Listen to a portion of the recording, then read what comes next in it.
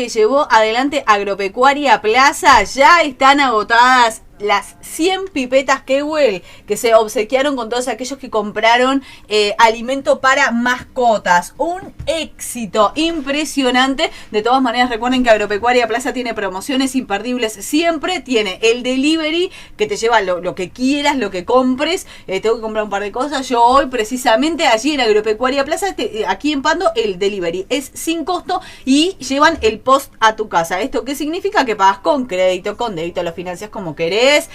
Y no te expones, no tenés que estar saliendo. Agropecuaria Plaza tiene de todo. ¿Te querés comprarte, te querés sacar el gusto, por ejemplo, de comprarte una estufa salamandra, todas estas ollas espectaculares de hierro fundido para poder cocinar, por ejemplo, mañana unos buenos ñoquis? Agropecuaria Plaza también lo tiene. Y alimento para mascotas, para todo tipo de animales, con excelentes precios, financiación, aceptan todas las tarjetas de crédito y de débito, así que asesorate y asistí allí. Agropecuaria Plaza está frente a la Plaza de Deportes, pero te brinda la posibilidad entonces de comprar a través, por ejemplo, de WhatsApp, así como lo escuchás. Anotate el teléfono. Para hacer consultas tenés el 2292-7715 y el WhatsApp 099-746-815. Voy a recibir con muchísimo gusto al director general de Tránsito y Transporte de la Comuna Canaria, Marcelo Metediera.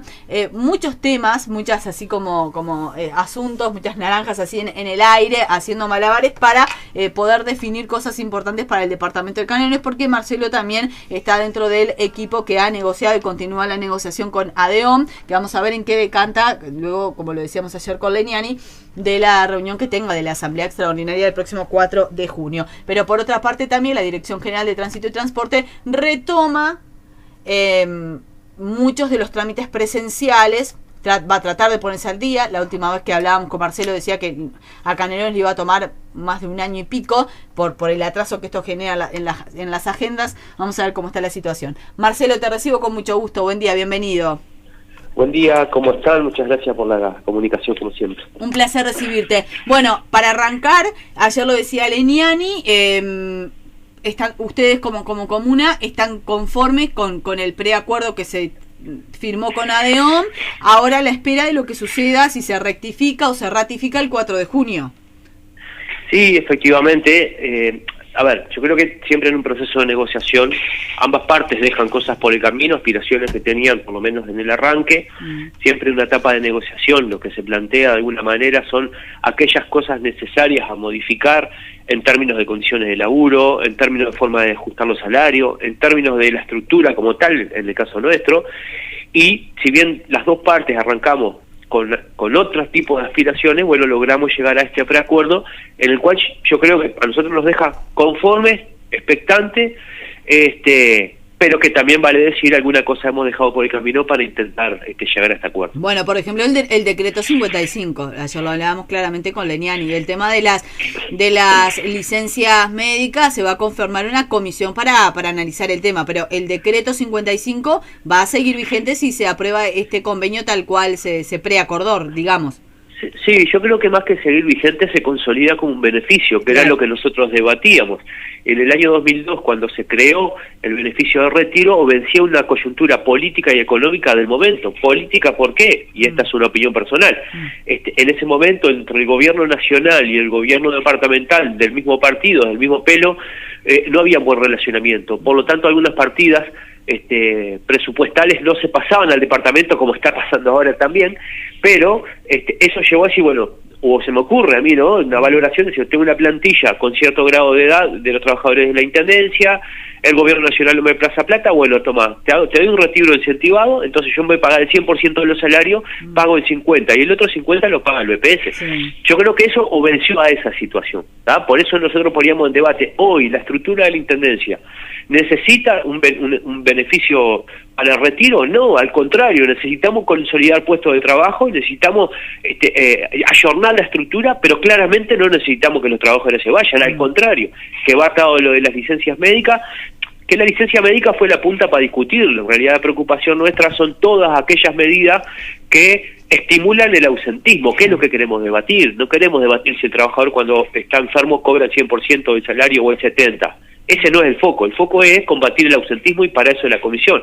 Entonces volvieron al decreto 55 y lo que te digo queda plasmado en el acuerdo, porque en definitiva hoy pasa, desde mi opinión, de ser un tema a discutir, a ser un beneficio concreto, porque la forma de subsidiar o de pagar ese beneficio era la eliminación de las vacantes que se generaban. Estaba establecido en el acuerdo, en el decreto del presupuesto de ampliación presupuestal del año 2012, ¿no? Que dice un artículo, que es el que vamos a eliminar, que cada puesto que queda vacante se elimina. ¿Qué decimos nosotros ahora con esto? No se elimina, y esos puestos son los que vamos a utilizar para negociar, para trabajar con el gremio, si se aprueba el preacuerdo poder sacar de allí los trabajadores a presupuestar, la necesidad de transformación. Yo en el caso mío de tránsito, claramente necesito transformar la estructura que dice el organigrama en los papeles que hoy está y la realidad de trabajo que tengo.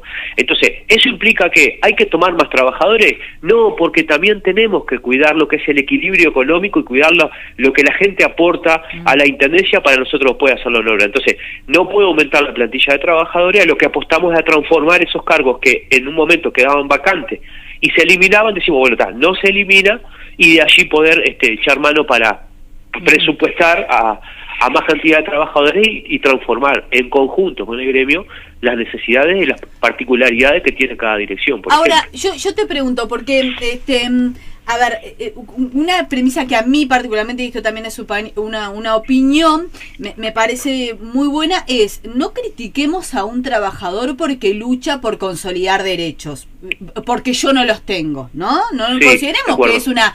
Por lo menos para mí, hay otros que no, pero bueno, yo voy a partir de esa base. No hay que... ¿Cómo vamos a criticar a un laburador que quiere mejorar su situación laboral y lo puede hacer y tiene herramientas? Si yo no lo puedo hacer, si mi rama no lo puedo hacer, bueno, no debería yo ir en contra de eso. Pero independientemente de eso, que lo del famoso decreto 55 se consolide como un derecho, ¿no le representa una carga económica a la intendencia y a las futuras intendencias demasiado grande? ¿Hace sentido seguir o perpetuar, digamos, lo que tiene que ver con una jubilación incentivada?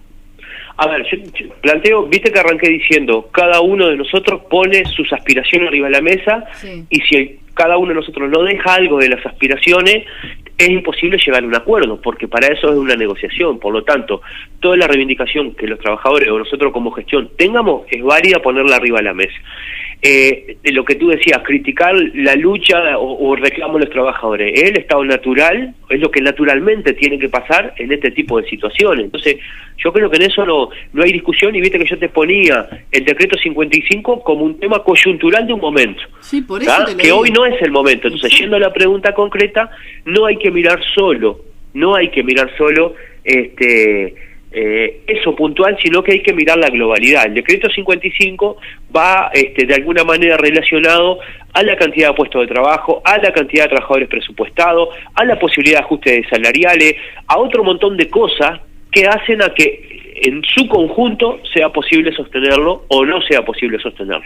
Entonces, hombre, sí, tenés que mantener el decreto 55, una partida del 1% por encima de la inflación como se pedía, presupuestar 1.200 trabajadores, ahí sí no me da para todo, y ahí sí alguna cosa, nosotros arrancamos diciendo, pretendemos que el decreto 55 se elimine porque queremos sostener el 100% de la inflación, porque queremos presupuestar una cantidad mayor de trabajadores de la que tenemos arriba de la mesa. Ahora, como cuando uno mira, es como en el transporte, ¿no? Hay líneas que son sociales y hay líneas que son rentables. El equilibrio hace que el sistema funcione. Esto es igual.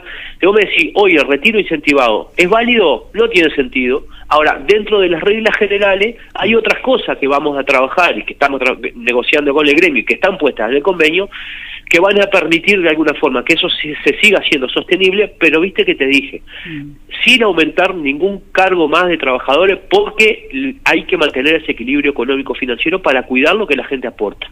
Entonces, en ese sentido, mirándola en una globalidad, con cada una de las cosas, bueno, es lo que nosotros apoyamos, es lo que hemos defendido todo el convenio, como en la situación económica del país, en los recortes que tenemos del presupuesto del gobierno nacional hacia la intendencia, también cuidamos el mejor convenio para los trabajadores, los mejores ajustes posibles, cuidando lo que es nuestra responsabilidad gestionar, que eso no se vaya de las manos. Entonces, mirándolo en ese contexto general, es posible hacerlo porque por eso lo planteamos. Si no seríamos, me parece irresponsable. Bien. Ahora, si dijera A más B más C más D, bueno, ahí sí no da. Bien, pero a ver, hay una diferencia se va consolidando como un derecho adquirido y otra cosa que se plasme en un documento, en un acuerdo, en una realidad. Esto no sucede. Lo que se definió entonces, o lo que contiene ese preacuerdo, te consulto, Marcelo, es que se va a mantener, digamos, ese aspecto, pero no se traduce o no se convierte en un derecho inamovible, por decirlo de alguna forma. Las próximas administraciones podrán negociarlo, digamos. A ver, siempre puedes negociarlo, todo puedes negociarlo. De hecho, hay que ver qué sale en la asamblea, porque dependiendo de lo que salga, será el camino que se siga. Acá no hay certezas ni de que esto salga, ni de que haya posibilidad de que se modifique, o también está la posibilidad de que no haya acuerdo, porque tuvimos 4 meses negociando un montón de cosas y llevamos todo al límite. Vos marcabas una de las cosas que se llevaron al límite. Entonces, tampoco hay demasiado margen. Ahora, más allá de eso, yo creo que más conceptual y de alguna forma filosófico, el entenderlo si es un beneficio, si no es un beneficio, yo creo que va por ahí. Siempre todo es modificable, porque en definitiva el presupuesto es un decreto que va a la Junta, es una ley, como pasa a nivel nacional, y todo eso, bueno, la LUC modificó un montón de leyes que venían enganchadas en el presupuesto, entonces es modificable siempre. Políticamente correcto, no lo sé. Filosóficamente compartible, capaz que no. Entonces, todas esas cosas juegan. Cuando uno tiene una visión de la construcción de una sociedad, aplica lo que entiende. A veces se aplica de una forma, a veces se aplica de otra. De todas formas, vuelvo a insistir, siempre es posible tocar todo. Las leyes se modifican todas, por más buenas que sean o malas, según quien lo visualice. Entonces, ¿es posible modificarlo? Sí. Yo conceptualmente considero que no. Bien, ahí está, pero hay cosas que son más difíciles que otras, ¿no? Por eso hay distintas herramientas, distintas... Esa es la realidad. Pero mirá que esto está desde el 2002, es decreto departamental, y ratificado en la modificación presupuestal del 2012 y mantenido. Por lo tanto, hoy está en el papel frío, está escrito, se mantiene. Está claro. Ni se sube ni se saca. Quiero detenerme en otra cosa que vos mencionabas por allí, que tiene que ver con la intención que se tuvo desde el primer momento de tratar el tema del ausentismo. Supongo que en esas discusiones y en esos intercambios de la mesa se habrán presentado números por parte de la comuna. ¿Qué le podemos decir a la gente, Marcelo, respecto del nivel de ausentismo que se da en el departamento de Canelones? ¿Por qué? Porque existen como muchos mitos, algunos mitos y otras realidades de, no trabajó durante 4 años y siguió cobrando el 100% del sueldo. Hay como esa visión también. En términos generales y objetivos, Marcelo, objetivos que se desprendan de números. ¿Qué nivel de ausentismo tenemos de los empleados municipales? Bueno, a ver, que un trabajador haya estado 4 años cobrado en 4.700 es relativamente insignificante la referencia. Yo creo que justamente lo que está viendo es un relato, y después voy al objetivo. Ha habido una construcción de un relato que creo que no es tal. Y ojo, nosotros el ausentismo puede ser por muchos motivos. Nosotros enfocamos en uno como para abrir el juego, que era el tema de las licencias médicas, ¿no? Acá las licencias médicas, para tener una idea, andan en torno, en número, en un promedio histórico, hay un promedio de 300 licencias médicas que hay por día, 300 trabajadores que están licenciados, digamos. No el mismo, sino en cantidad, licenciado por día. ¿Es un número alto para Canelones? No es demasiado alto. Ahora, si uno lo compara con Montevideo, es casi la misma cantidad de trabajadores con licencia médica, cuando Montevideo tiene casi el doble de la plantilla de trabajadores. Pero eso obedece a otras cosas, y no necesariamente a la viveza criolla. Entonces, esas son las cosas que nosotros queremos conversar. Los números finos que te doy es sobre la licencia médica, porque hay otros motivos de ausentismo que también pueden ser conversables, y es lo que esperamos tratar de hacer en conjunto. Ahora, no es un problema como tal el tema de las licencias médicas. Por eso yo creo que a veces se construyen relatos, y más al trabajador del Estado, que no son tales. Pero eso no quita que uno no visualice la gestión como buen gestor, de hacer los ajustes y tener los criterios necesario para llevar adelante la administración. Yo creo que todo es conversable. Bien, en ese punto me quiero detener, porque en algún momento lo señaló también acá Guillermo Aguilar, el presidente de ADEOM Canelones, haciendo referencia a, y quiero preguntarte puntualmente, decís, las licencias médicas capaz que no es lo más importante en el tema de ausentismo, y Aguilar señalaba que a veces hay como una subestimación de algunas patologías que se van generando incluso por algunos abusos de funciones de mandos medios que bueno, ejercen algún tipo de violencia, alguna de las que ya hemos empezado a visibilizar afortunadamente de un tiempo a esta parte, la violencia psicológica, la violencia sexual, el acoso, que van generando en el trabajador municipal un estrés o patologías que antes se decían, no, tenés que seguir trabajando, será cansado, tenés que soportar la presión. Y que hoy por hoy está absolutamente demostrado que una mujer que es acosada sexualmente, para poner un ejemplo, por su mando medio, por un jefe, por un trabajador, empieza a sufrir cuadros de estrés por no poder hablarlo o por no poder, o por no que no se le ayude, que va necesitando también o va dando lugar a distintas licencias médicas o acreditaciones de ausencias también. Y Aguilar hacía referencia precisamente que hace falta ajustar lo que tiene que... Bueno, mencioné en algún caso algún ejemplo que se dio de trabajadores municipales que se decía, no, que siga trabajando, y se terminó suicidando. Mencionó un caso de acá de Pando, se terminó suicidando el trabajador municipal por el acoso que recibía. ¿A eso te referís vos también, Marcelo, cuando hablás tenemos que meternos en otros lugares y perfeccionar otro tipo de cuestiones, lo que tiene que ver con la atención médica?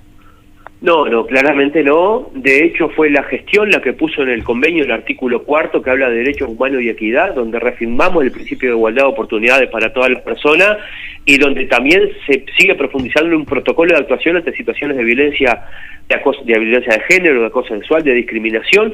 Y lo pusimos nosotros, no lo puso el gremio, y lo estamos acordando, o preacordando. Entonces, claramente no es esa la situación. De hecho, me consta que han habido denuncias de situaciones similares donde a la persona que hace la denuncia se la cuida, se le traslada del lugar para darle un marco de tranquilidad, en algunos casos hasta irse a la casa mientras se van resolviendo las cosas.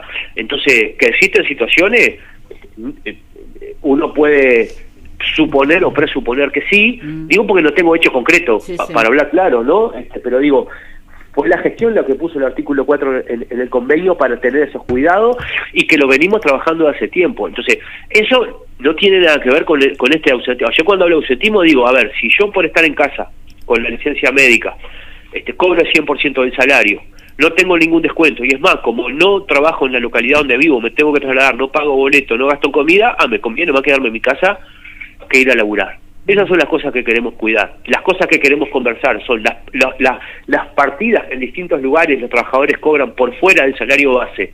¿Tendrán que estar atadas a presentismo como forma de desestimular el ausentismo? A ese tipo de cosas es la que nosotros estamos queriendo intercambiar. Claramente hay un montón de situaciones con patología, con enfermedades determinadas que ni se discute y no se tocan. Vamos a poner el ejemplo en el caso nuestro del transporte. Nosotros teníamos una caja de auxilio que nos complementaba con aporte de los trabajadores y la cooperativa, cubrir un montón de necesidades que lo hacíamos en términos sociales, ¿no? Y no necesariamente eran a cargo de la cooperativa. Bueno, podría haber llegado, no es la discusión de ahora, ¿no? Sí. Esa fue la del arranque. Podría haber llegado a algún tipo de soluciones, pero lo planteo así para que visualicemos por dónde andaban los tiros de las cosas que queríamos discutir. Claramente son aquellas cosas que decís, bueno, pero a ver, vos en tu casa, esto lo hacés, no lo hacés, vos en tu comercio particular, el vecino que tiene un comercio, ¿lo hace? No lo hace. Entonces, por eso vuelvo a decir, yo creo que se ha construido un relato que no es tal, pero eso no quita que haya que rever alguna situación puntual, y esas son las cosas que queremos conversar. Yo creo que podemos... Sí, dale. No, en ese sentido, porque me parece además un tema muy delicado. ¿Vos entendés que la Intendencia hoy por hoy ha brindado al trabajador municipal todas las herramientas para minimizar al máximo este tema del acoso, del abuso de funciones por parte de los mandos medios? Sí. ¿Sí? Por lo menos lo que me ha tocado actuar a mí, no te quepa ninguna duda, ¿no? Donde te llega alguna situación puntual por las compañeras de género que dicen, che, tenemos este problema, lo vamos a atender así, tenés que hacer esto y otro, vamos arriba. En lo que es personal, me conta de situaciones, porque yo me baso sobre antecedentes de cómo se manejan X casos, lo que te decía.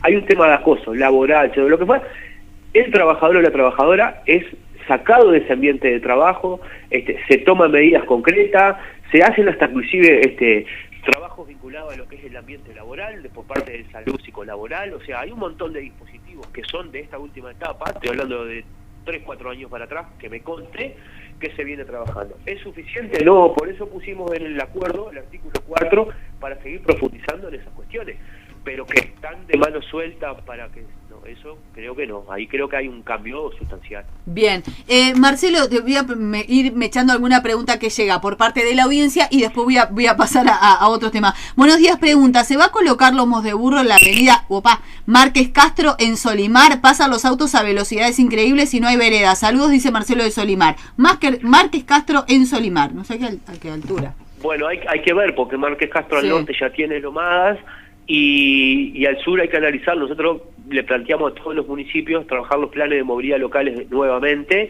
Ciudad de la Costa está llamada a jugar un papel diferenciado en temas de movilidad, no en la movilidad común, sino también en la movilidad sustentable. Hay algunos proyectos a nivel metropolitano que van a tener una fuerte incidencia en el territorio.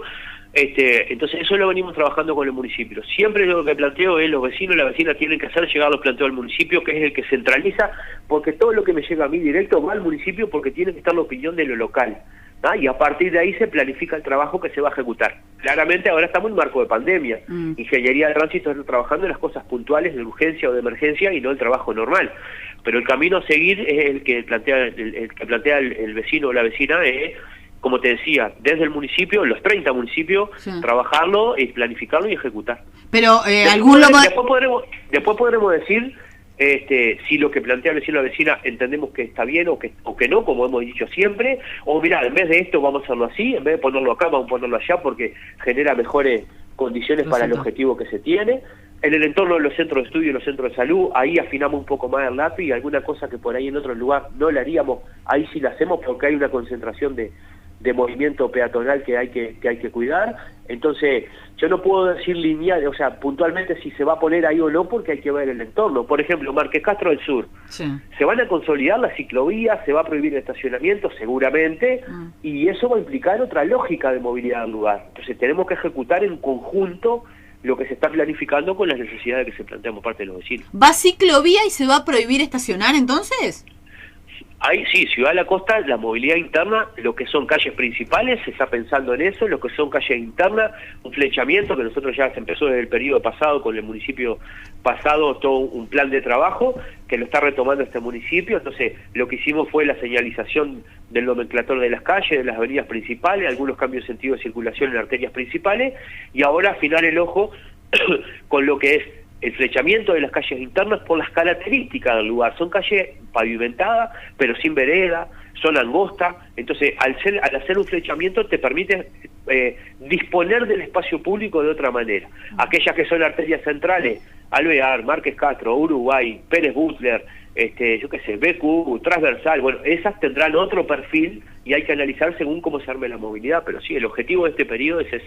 Al sur, me dicen por acá, al sur de Márquez Castro no hay ninguno, y aunque parezca raro, muchos caminamos, tampoco tenemos garitas de bus, me dicen. Hace años me escriben los vecinos. Sí, claramente, a ver, recién se pudieron resolver las garitas sobre Yanatacio y sobre la Rambla. El municipio me consta que ha puesto garita, venimos en el proceso. Si uno mira para atrás, venís trabajando en esa dirección, obviamente no está finalizado ni mucho menos y no va a llevar mucho tiempo, pero venimos trabajando en ese sentido. Y hay demostración de las cosas que estoy diciendo, no es que estamos prometiendo que vamos a hacer, venimos trabajándolo. Ya me voy a meter en el tema de la vuelta al cobro del tarifado y a los trámites presenciales, pero quiero plantearte algo que también se ha señalado por acá por distintos temas, pero sobre todo que involucra a los docentes. Y que tiene que ver con las líneas de transporte departamentales, algunas de las cuales han reducido considerablemente o eliminado, decía ayer por ejemplo un representante de AFUPRIM, por la empresa por ejemplo Casanova, eliminado frecuencias, dejando en este caso a docentes o a gurises totalmente imposibilitados de llegar a su institución educativa. El otro día el coordinador del Ministerio de Transporte y Obras Públicas para el área metropolitana, José Lo Hernández, también señalaba esto: nos están responsabilizando nosotros de líneas que son 100% responsabilidad de la Intendencia. ¿Qué está pasando, Marcelo? Bueno, yo invito a poner arriba de las mesas las líneas que se suprimieron en todo el departamento, y que determinemos una a una cuáles fueron las que se eliminaron y cuáles no, y a quién le corresponde. yo no voy a entrar en ese juego. A mí lo que me preocupa es que la gente está viendo su movilidad menguada. De hecho, la Junta Departamental la semana pasada trató este tema. De hecho, tenemos pedido una reunión con el director nacional de transporte, que acusó hacer la reunión, y entre las cosas que están para conversar es eso. De hecho, informé al intendente y al secretario general de que esta situación estaba planteándose, porque que Cerrillo no tenga conexión con Montevideo no es un tema de la intendencia, que las líneas que vienen de Casupá y llevan los docentes a Tala no es un tema de la intendencia, que las líneas que se bajaron para la Costa de Oro, que van a Montevideo, no es un tema de la intendencia. Y es más, nosotros volvimos a reiterarle a las empresas de transporte departamentales, nosotros autorizamos horarios con alguna reducción de horarios, pero sin dejar de contemplar lo que son los centros de estudio. Y nunca autorizamos eliminar líneas ni eliminar viajes que no estuvieran en los horarios. De hecho, refrendamos, después de algunas conversas que tuvimos con algunas de las empresas, una comunicación a todas las empresas, y en algunos casos tuvimos que ayudar con un aporte económico. Nos pasó con las líneas de Soca, Capillacela, las líneas de Miguel Monte, de Barranca, perdón, donde hubo que aportar en términos económicos. Y también le dijimos al ministerio que valorara, por favor, aquello que denunciamos en el arranque de la gestión, que varios palos nos dieron, pero en realidad demostró que era así, que por favor tomaran los datos de los subsidios de los boletos estudiantes, que paguen por la realidad del gasto y no por el ficto que estaban pagando, porque era un 30% por debajo de lo que le paga si tomamos como referencia al resto del país, y este año el ministerio accedió a eso, y este mes se están ajustando, y eso nos ayuda a pila porque nos ayuda a sostener la movilidad. Entonces, yo me hago cargo de lo que me toca porque lo estamos haciendo. Alejandro Alberro, cada vez que hay un problema, que es el director de tránsito junto conmigo, que se está encargando de los temas de transporte, ha trillado todos los lugares donde ha habido algunas dificultades, pero nosotros no autorizamos ninguna eliminación de línea. Los horarios que se bajaron, los horarios que se presentaron para ahora son los que se presentaron para el 1 de marzo. No autorizamos ninguna eliminación de nada. Eso no quita que alguna empresa haya sacado de vivo alguna cosa o ha hecho alguna modificación. Nosotros hayamos apretado como se tenga que apretar, pero no por una decisión política de la gestión como de la intendencia, sino por esto que te decía. Y esos ida y vuelta los tenemos en pandemia, los tenemos cuando no hay pandemia. Hemos hablado contigo varias veces, cuando cambia un horario de verano, invierno, verano, hay cosas que quedan desajustadas, que hay que ir corrigiendo sobre la marcha. Pero la definición política de la intendencia de Canelones en ningún momento fue eliminar viajes, y mucho menos eliminar líneas como si está pasando a nivel metropolitano. Bien, que bueno, eso también lo vamos a hablar, pero ayer, por ejemplo... Perdón, Cecilia, pero igual lo que haya que corregir hay que corregir, bien, y lo que hay que ayudar hay que ayudar. Yo en eso, no me estoy poniendo la vereda enfrente, porque nosotros tenemos un espacio de trabajo y de coordinación a nivel metropolitano. La primera sugerencia que le di al coordinador metropolitano, o consejo, como quieramos llamarlo, es: José, vos conocés el departamento, vos sabés que el transporte departamental y el transporte del ministerio atienden de manera muy unida el servicio a los canarios. Entonces, cualquier medida que vos tome va a afectar a los canarios. Cualquier medida que yo tome también. No nos podemos hacerlo loco, el transporte no tiene ese margen. Y se lo planteé como sugerencia, ¿no? Porque a veces uno puede venir con ciertos ímpetus, ¿no? Y en definitiva, yo podría... ¿Por qué me peleo con el ministerio, con el transporte? Peleo en términos, de intercambio, y porque necesito cuidar el transporte de mi gente, porque la gente que va para Montevideo a laburar es mi gente, es de Canelones, ¿me explico? Entonces, por más que sea Montevideo, el ministerio o quien sea el que regule, cuando hay una situación problemática, por más que no me sea de mi jurisdicción directa, yo tengo que atenderla y tengo que ayudar. Entonces, me parece que ponerlos de un lado o del otro no está bueno, tenemos que trabajarlo juntos, porque vuelvo a insistir una vez más, la coordinación que necesitan entre el Ministerio y la Intendencia, los canarios y las canarias, para el tema de transporte es fundamental. Entonces, tenemos que ser muy cuidadosos con eso. Lo decía cuando teníamos los problemas con las picadas. Nosotros habíamos combatido las picadas en las plantas urbanas y se habían ido para la ruta. Y yo podría decir, bueno, es jurisdicción nacional, problema del Ministerio del Interior. No, porque esas motos, si después hay algún problema, vuelven a la ciudad, y porque no se trabaja así. Entonces, yo creo que esto es medio similar. Bien, ahora, de todas maneras, ayer, por ejemplo, porque por esto que vos decías también, puede haber empresas que se hagan las vivas. Ayer, tanto el representante de AFUPRIM como varios oyentes, que ahora estaba buscando bien los mensajes, algunos no quedan guardados, hacían especial referencia a algunas líneas de Casa Nova que habían desaparecido, que no se estaban dando y que estaban dejando, no recuerdo ahora bien la zona por la cantidad, pero que no estaban cumpliendo una de las frecuencias. Casanova tiene 2 líneas departamentales, la L6 que hace un recorrido interno en Sauce y la L33 que va de Sauce a Toledo por Carrasco del Sauce por la ruta 33. Bien. El resto de las líneas son del Ministerio de Transporte y Obras Públicas. Bien. Nosotros, como te digo, no autorizamos a nadie a eliminar, es un disparate en plena pandemia, que vos me digas, a ver muchacha, hay que bancar un poco, bajar los viajes porque tenemos que sostener la movilidad, porque la gente algo de movilidad tiene que tener, te la llevo, que fue lo que hicimos. Cuando se hizo la reapertura de los centros de educación, dijimos, hay que afilar el ojo, hay que estar cubiertas las entradas, la salida, en el modelo clásico de entrada y salida, ¿no? Porque cuando hicieron los turnos partidos, poner 4 coches, en lo que normalmente hacemos 2, sin emergencia sanitaria, dijimos, no, a ver, nosotros cubrimos la entrada y la salida, 7:30 y las 12, por hablar redondeado. Si a las 10 tiene un corte de turno, bueno, habrá que bancarse un poquito, porque si no se nos cae todo. Y esas fue las cosas que afinamos, y esas fue las cosas que desde la Intendencia se subsidiaron.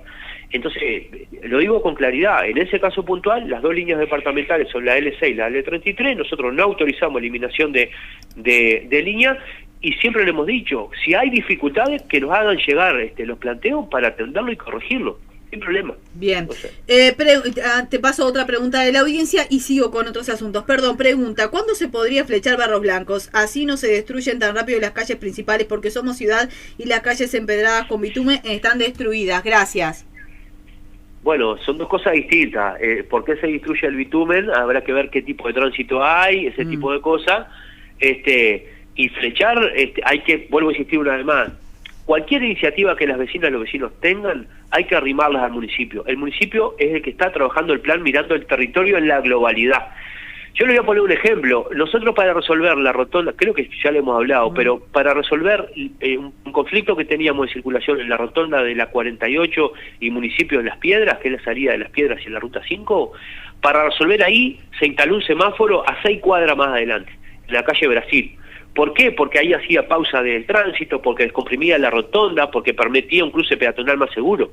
Y no necesariamente hay que hacerlo en el lugar donde está el conflicto en la medida concreta. Entonces, eso es lo que hacemos, junto con el municipio, de trabajar y planificar lo que se necesite. Hay que ver las calles, hay que ver si son angostas, hay que ver si hay vereda, hay que ver el entorno, cómo se circula, hay que ver el estado de situación de las calles del entorno, hay que ver el entorno en su conjunto, hay lugares donde tener centro de estudio, hay lugares donde no. Todas esas cosas hay que analizarlo para después tomar la decisión, acá se flecha, acá no se flecha, y eso es en ida y vuelta con el municipio. Nosotros con el municipio, la gente con el municipio. Sobre ruta interbalnearia 730, en Las Toscas no hay ni SAT ni COPSA para maestros. Bien, ruta interbalnearia, también vuelvo a insistir, hay que ver cuáles son las líneas para ver quién le echa mano a la situación. Sí, si el ministerio o la intendencia. Por ejemplo, nosotros teníamos un problema con los gurises de Loma de Solimar, de Colina de Solimar, que no podían tomar los ómnibus para ir al liceo en Solimar, porque todo lo que venía del este venía lleno. Son los ómnibus del ministerio. ¿Qué hicimos? Hablamos con el ministerio y acá hay la posibilidad de esta línea nueva que empezó, que tenía algunos objetivos, entre ellos resolver ese tema. Entonces, en ese ida y vuelta es el que hay que resolver. Con claridad hay que definir, primero, nosotros estamos haciendo ahora modificaciones en La Paz, estamos haciendo modificaciones en La Paz, en el Pinar, junto con Montevideo, junto con el ministerio. Entonces, el problema está, hay que atenderlo, pero tiene que entrar por el carril que corresponde. SAT es local y no llega a Pinamar, me dicen. Por acá puede ser. El SAT es local y no llega a Pinamar, ¿no? El SAT tiene recorridos de Parque del Plata a Pando por la ruta 11 y después de Atlántida hacia Jauregui Berry, pero no, a Pinamar no llega. No llega. Bien, Marcelo, me meto de lleno en lo que tiene que ver con la vuelta. El próximo lunes marcará una vuelta al cobro del estacionamiento tarifado, pero también algunos trámites presenciales, ¿verdad? Sí, en realidad, sí, es verdad. El tema del estacionamiento tarifado nosotros definimos a partir del lunes comenzar, en la medida que hemos... A ver, cuando definimos sacarlo era porque veíamos que había necesidad de ayudar y acompañar, por poco que sea, en aquello de intentar bajar la movilidad. Y esa fue la intención que tuvimos cuando arrancamos con esto. Entonces, si hay una baja de movilidad, que la gente pueda venir al lugar que tiene que ir, hacer lo que tiene que ir, hacer e irse, pero en una lógica de la baja de la movilidad. Hoy tenemos lamentablemente una movilidad consolidada, muy lejos de ser una baja en la movilidad, y eso ha llevado a que, en términos de tránsito, vuelvamos a tener una vez más el escenario que tuvimos antes de instalar el tarifado, que era que yo vengo, estaciono mi auto, está todo el día estacionado. En definitiva, la movilidad se está dando de manera normal, lamentablemente, y entendemos que es razonable volver a aplicar el tarifado para generar para que se pueda descomprimir en función de los objetivos que siempre estuvo y tiene el tarifado. ¿Qué conclusión se sacó con esta vuelta, digamos, al estacionamiento libre? Que a ver, que hay costumbres que no se... y bueno, yo lo voy a decir porque, digo, más allá que después se enojan y me llaman, pero hemos tenido comerciantes, tanto en Canelones como en Pando, que nos dicen, vos, poné el tarifado de vuelta, porque esto se llena, porque no puedo estacionar, porque están los autos parados todo el día.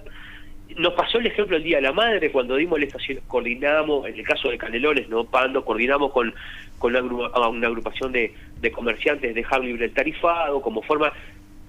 Pero cuando les decís, muchachos, miren que si dejamos libre, viene y estaciona cualquiera, no es tu cliente, no se entiende. Bueno, se hizo en la práctica el mismo día que empezamos, el jueves previo al Día de la Madre, los comerciantes me llaman y dicen, che, Marcelo, mandá los inspectores porque la gente viene y estaciona. Y sí, si el estacionamiento o está tarifado o está libre. Y si está libre, estaciona cualquier vecino o cualquier vecina. Entonces, yo creo que eso ya es hasta indiscutible, que el efecto que tiene el tarifado es el que buscamos, la rotación de los vehículos, que la gente pueda llegar, hacer lo que tiene que hacer e irse rápido, si es un mandado corto, por eso los 15 minutos gratis. Claro.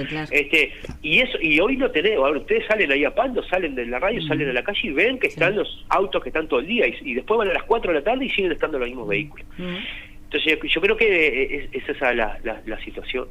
Bien, esto de los 15 minutos me parece clave también, ¿no? Para generar esa movilidad permanente que a los comerciantes les ha sido tan favorable. A nosotros también nos llegan básicamente esas opiniones, ¿no? De que qué bueno que la gente se acostumbró a esos 15 minutos. Ahora, también se comenzará nuevamente a los trámites presenciales para obtener por primera vez el permiso de conducir. ¿Qué tan atrasado? El otro día, la última nota, o la penúltima, no sé qué realizábamos, vos decías, a nosotros nos va a tomar 1 año y pico. No recuerdo bien el periodo que tú habías mencionado, pero hoy por hoy, ¿cuál es el cálculo? ¿Qué tan atrasados estamos, Marcelo? Bueno, nosotros... para hablar groseramente, el trabajo que se hizo a puertas cerradas, llamando a la gente que estaba agendada, aquel que podía venir y el que no podía venir, ese trabajo se fue haciendo y descomprimió muchísimo la agenda. Yo diría que tenemos muy avanzada esa situación, por lo tanto la valoración que hicimos era que a partir de este lunes estábamos en condiciones de abrir la agenda en la cantidad de cupos, siempre hablando de poquitos cupos, pero darle la posibilidad a aquella persona que tiene por primera vez que sacar la licencia de conducir, poder hacerlo, y aquella persona que tiene más de 2 años de la licencia de conducir vencida, que está obligado a ser teórico y práctico, también pueda venir a hacerlo, porque justamente se descomprimió la agenda de forma tal que algunos cupos vamos a tener para poder darle respuesta a este grupo de usuarios que necesitaba este tema de licencia de conducir. También tenemos muy próximo, seguramente la semana que viene, podamos comenzar, y no lo digo con certeza ahora porque nos falta algún ajuste, pero hacer algunos trámites también de licencia de conducir profesional que no se estaba haciendo, porque venimos cerrando un acuerdo de trabajo con los médicos de la Intendencia para que algún día podamos empezar a hacer algún día se puedan hacer trámites de licencia de conducir profesionales primera vez o aumento de categoría, cosas que hoy no lo están haciendo. Entonces, para hablar claro, si yo tengo 20 cupos, fui descomprimiendo, hoy tengo 10, bueno, tengo un margen de 10 para poner otro servicio. ¿Eso implica que va a entrar más gente a la Intendencia? No, porque siempre van a ser 20 y no más. Pero nos ha permitido ese trabajo que se ha hecho interno, la verdad, los trabajadores de tránsito se han puesto las pilas de una manera impresionante y nos está permitiendo estas cosas. Por eso es que tomamos esta medida. Y lo otro que también arranca el lunes, que va a ser solo martes y viernes, va a ser la entrega de vehículos retenidos, son vehículos retenidos que se retienen de los distintos operativos que no se han dejado de hacer. Bueno, hay necesidad de algún día puntual hacer la entrega, porque si bien es cierto que a veces el problema es del vehículo, que no está en estado de circulación, a veces el problema es de documentación de la persona que lo resuelve y necesita venir a levantar el vehículo. Bueno, ese tipo de situaciones se dan y por eso es que determinamos que los martes y los viernes previo a comunicarse con el municipio de Las Piedras para coordinar la ida, también se van a estar entregando vehículos retenidos. Pero en el caso de aquellos que quieran, por ejemplo, el jueves se abrió la agenda web, ¿no? Para aquellos que quieren obtener el permiso por primera vez. Exacto. ¿Qué resultados se obtuvo, Marcelo? ¿Mucha demanda? Bueno, mira, yo la verdad, ayer salí temprano de tránsito, no consulté cómo había estado la agenda. En situación normal, yo me animaría a decir hoy que ya hoy la agenda está llena. Debe estar llena. Porque te vuelvo a insistir, son poquitos cupos. Y hay mucha gente esperando la oportunidad de... entonces, la verdad, sin haber consultado, me animo a decir que en el día ya quedó completa, seguramente. Pero bueno, lo importante creo que es que arrancamos en ese sentido, que vamos sumándole cosas a las demandas que estamos teniendo, saliendo con todos los cuidados sanitarios, con todos los cuidados que hay que tener, pero ir dando respuesta a los vecinos de a poco. Hay que aclarar que el tema de la renovación, primero tienen que mandar un correo electrónico, ¿no? No es directamente dirigirse al consejo, al municipio. Eso en el caso de los que tienen la licencia de conducir vencida más de 2 años. Tienen que mandar a tránsito.tramitesweb@imcanelones.gov.ui. ¿Por qué? Porque tienen condiciones, porque es una renovación, pero en condiciones de... Lo que tiene que hacer la persona que tiene la licencia de conducir vencida más de 2 años tiene que hacer todo de vuelta como si no tuviera licencia de conducir. Entonces, en términos conceptuales jurídicos, renovación, pero el trámite en realidad es de primera vez. Si yo abría la agenda como renovación, todas aquellas renovaciones que hoy, una renovación de licencia de conducir, no hay que agendarse, no hay que venir, hay que hacerla por la web, me iban a tomar esos cupos. Por eso definimos que sí, es un poquito más engorroso, pero la cantidad de gente que tiene licencia de conducir vencida más de 2 años no es tanta como la que tienen que renovar una renovación normal. Por eso lo hicimos por esa vía, inclusive hasta para que no se malentienda. No sé si me explico. Sí, perfecto, para separar y para que sea más ágil entonces. Exacto. Marcelo, ¿te queda algo pendiente que te parezca importante informar, sobre todo por los cambios que se introducen o que se retoman el próximo día lunes? No, nosotros que en breve también ya está casi terminado, van a poder hacer las renovaciones, como les decía, por las licencias de conducir profesionales, los trámites de cambio de transferencia también van a quedar de manera online, y esas cosas seguramente martes o miércoles podamos estar avisando o anunciándola de que va a ser así, pero déjame detenerme 2 minutos en lo que es el preacuerdo con los trabajadores, que yo quiero hacer algunos énfasis puntuales, ¿puede ser? Sí, dale. Buenísimo.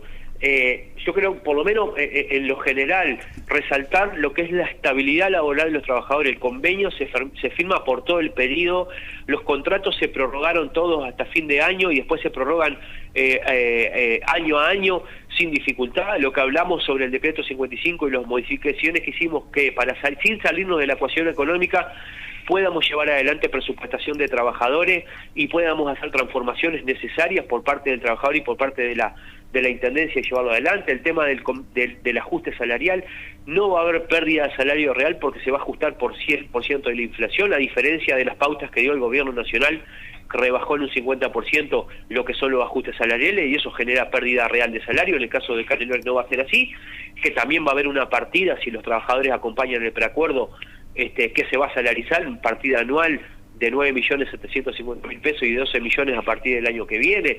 Para nosotros eso es muy importante. Entonces, resaltar esas cosas me parece que es fundamental en este momento de cara a la Asamblea de los Trabajadores, poder plantear que se han hecho todos los esfuerzos y que creemos que es un convenio que en el marco, es un buen convenio, pero resaltable aún más en el marco social y económico que está viviendo el país. Eso, Cecilia. Vamos a ver qué dicen los trabajadores el 4 de junio, ¿no? En esa asamblea. A ver, estamos conversando mucho. Me imagino. Marcelo, muchas gracias por tu tiempo como siempre. Buen fin de semana para vos. Gracias a usted y sí, hay que seguir cuidándose. Sí, totalmente. Allí está Marcelo Metedira, director general de Tránsito y Transporte de la Comuna Canaria, que retoma a partir del lunes muchos de los trámites, la movilidad.